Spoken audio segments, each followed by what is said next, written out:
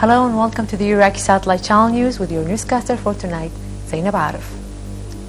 His Excellency President Saddam Hussein headed a meeting, included Vice Chairman of the Revolution Command Council, Mr. Azzat Ibrahim, Vice President, Mr. Taha Yassin Ramadan, Deputy Premier, Mr. Tariq Aziz, and the Staff General Member of the Revolution Command Council, Mr. Ali Hassan al-Majid.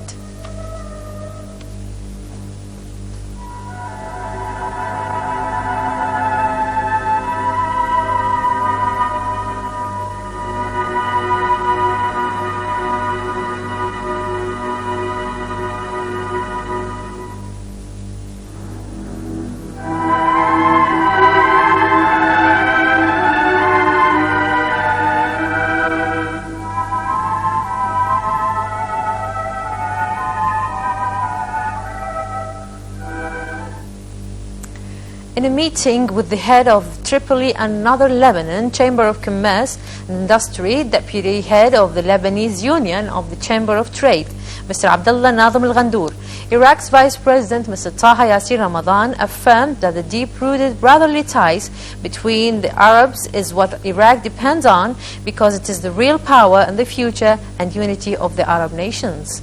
The Vice President confirmed that the Iraqi stance, and in accordance with President Saddam Hussein's instructions, is to strengthen relations with Arab countries in all fields. On his part, Mr. Ghandour and the accompanying delegation confirmed that this is a visit of solidarity with Iraq by signing bilateral agreements. The delegation also expressed their confidence of the future expanding in relations between the two countries in diversified fields. Ouagadougou, capital of Burkina Faso, the Secretary General of the Arab Parliamentary Union, currently holding its meetings on the fringe of the 106th Conference of the International Parliamentary Union, discussed the dramatic status quo in the occupied Arab lands and how to work on deploying international observers to protect the Palestinian people.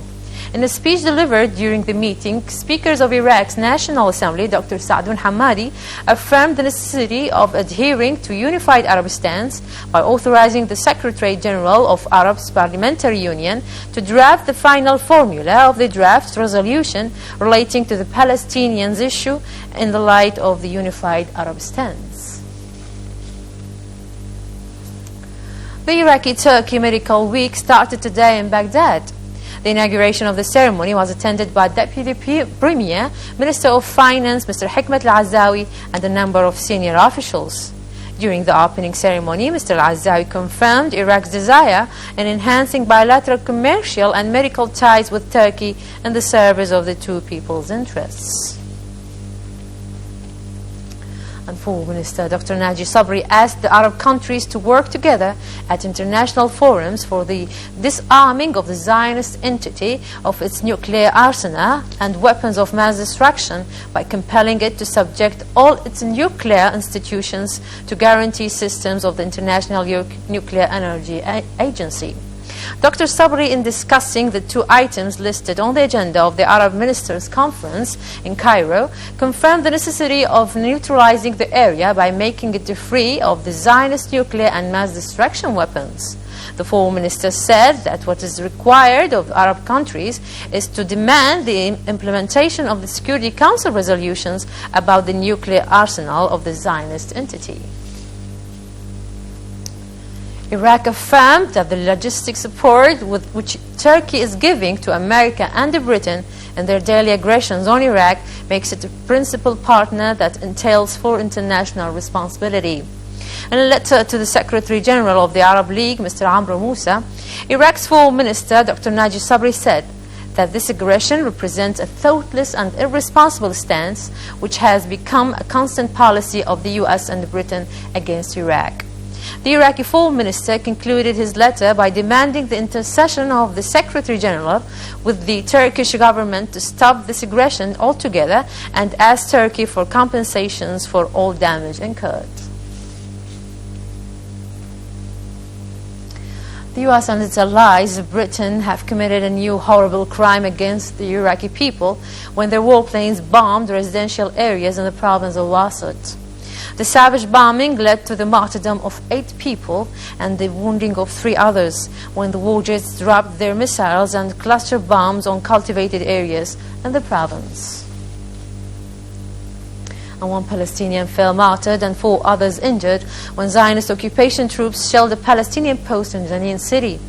This new aggression came in the wake of the Zionist chapters bombing to the occupied Palestinian cities of Ramallah, Jenin and Ariha.